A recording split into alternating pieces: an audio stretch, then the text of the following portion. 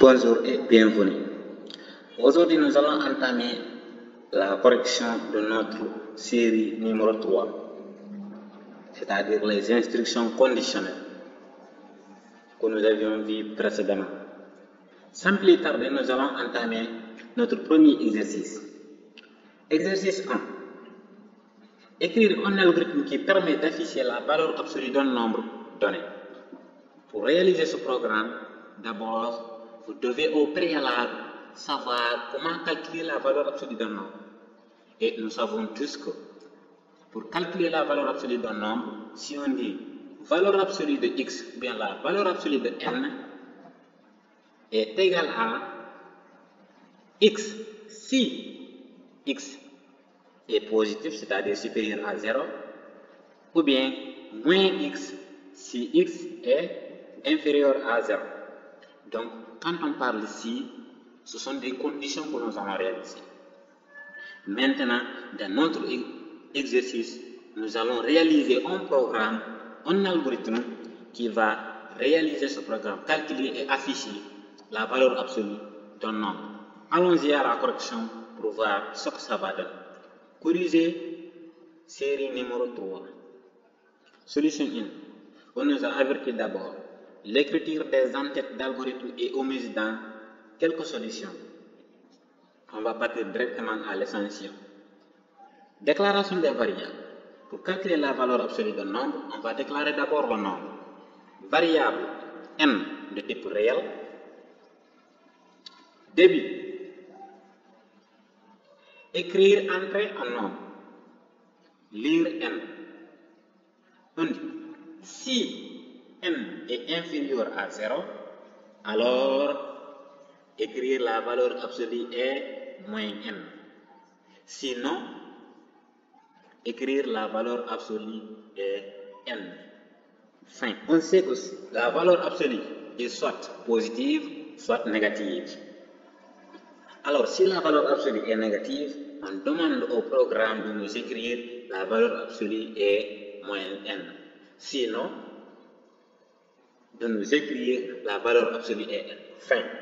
Exercice 2. Écrire un algorithme qui permet de déterminer si un entier donné est pair ou impair.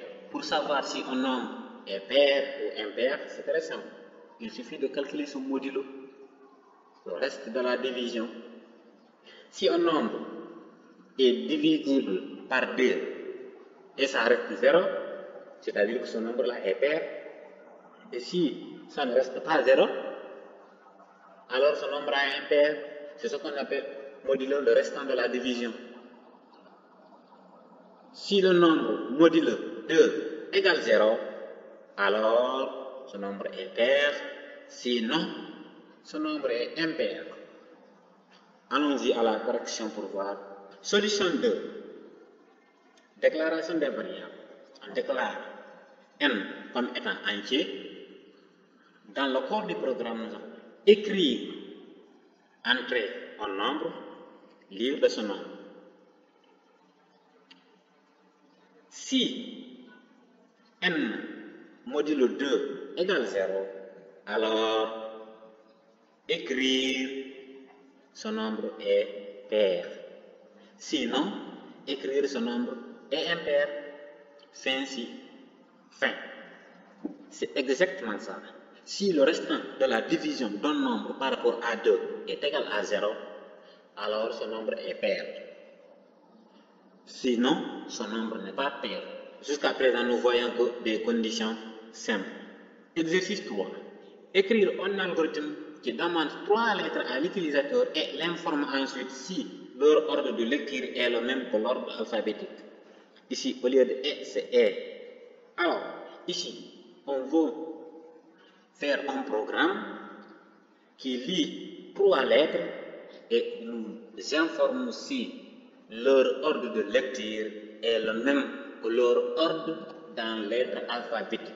C'est-à-dire si on lit A, B, C, est-ce que c'est la même chose que dans l'ordre alphabétique A, B, C? On pouvait lire C, D, A. Mais est-ce que c'est la même chose dans l'ordre alphabétique A, B, C? Dans l'ordre alphabétique, nous savons tous que c'est A, B, C. Mais nous voulons savoir, après ce programme, si l'ordre de lecture de ces trois variables est le même dans l'ordre alphabétique. Ok, sans plus tarder, on va partir à la correction pour voir ce que ça va donner. Solution 3. Déclaration des variables. On déclare trois variables de type caractère, débit. Écrire, entrer successivement trois lettres. Lire A, B, C. Si A est inférieur à B et B est inférieur à C, quand on dit si A est inférieur à B et B est inférieur à C, on pense immédiatement aux conditions complètes. Une condition composée ou complète est une suite de conditions simples reliées entre elles par des opérateurs logiques. Alors, on nous dit si A est inférieur à B et B est inférieur à C, alors on demande au programme de nous écrire les lettres sont classées alphabétiquement. Sinon, écrire les lettres ne sont pas classées alphabétiquement. Fin. Nous aurons ici qu'une condition. Si A est inférieur à B et B est inférieur à C, alors on a lu alphabétiquement. Alors c'est A, B, C. A vient avant B et B vient avant C. Alors l'ordre de lecture est le même que l'ordre alphabétique. Sinon, l'ordre de lecture n'est pas classé dans l'ordre alphabétique. Fin. Exercice 4. Écrire un algorithme qui lit trois variables au clavier et affiche le maximum des trois. Même question pour plus de trois variables. Ok, dans ce programme, on nous demande si on lit trois variables, que le programme nous affiche le maximum de ces trois variables. Et à la question B, on nous demande même question pour plus de trois variables. Ok, solution 4. Variable A, B, C, max étant des réels. Ce que vous devez remarquer ici, c'est la déclaration de max. Très important de souvenir, de mettre dans sa tête, quand on me demande de calculer le maximum ou le minimum de 3 ou plus de variables, il faut penser immédiatement à la déclaration de ce max ou de ce min, ou bien les deux à la fois. Alors, début, écrire entre trois nombres réels, lire A, B, C. Si A est inférieur à B, alors le max sera B. Sinon, le max sera A. Nous avons fait une comparaison entre ces deux. Si A est inférieur à B, alors le max est B. Sinon, le max est A. Si la condition est vraie, max est B. Si la condition est fausse, max est A. Fin. Maintenant, ça reste la comparaison entre max et la variable C. Si max est inférieur à C, alors max prend C. Fin. Écrire le maximum des trois nombres est max. Fin. Autre variante ou autre méthode, car nous pouvons écrire notre programme précédent d'une autre manière très claire et très explicite. Ici, les 3 points signifient que nous avons enlevé, écrire, déclaration des variables, etc. Partons à l'essentiel. On va lire A, B, C. Maintenant, on affecte max une variable A. Max prend A. Alors, on va maintenant poser des conditions.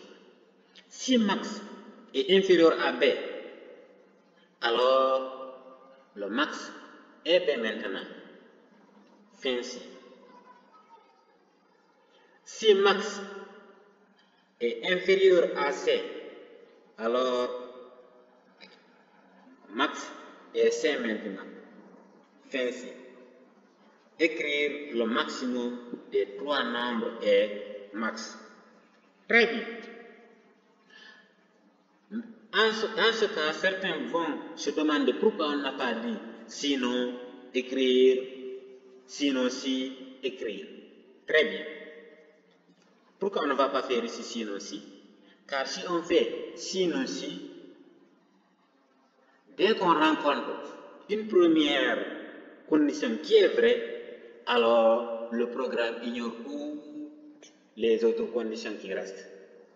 Et dans ce cas, notre algorithme, notre programme n'est pas réalisé ce qu'on veut, car dès que l'algorithme ignore d'autres conditions, c'est ça que c'est une comparaison de trois variables, et dès par exemple qu'on tombe à la première condition qui est vraie, alors va ignorer la deuxième condition et la troisième condition, ainsi de suite, ainsi de suite.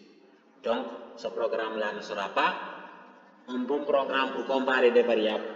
Le programme ne va pas afficher le maximum, même si le programme va afficher le maximum, mais ce n'est pas par rapport aux trois variables. À la question B, même principe pour 4 et 5 variables, juste pour illustrer l'utilité de la variable max.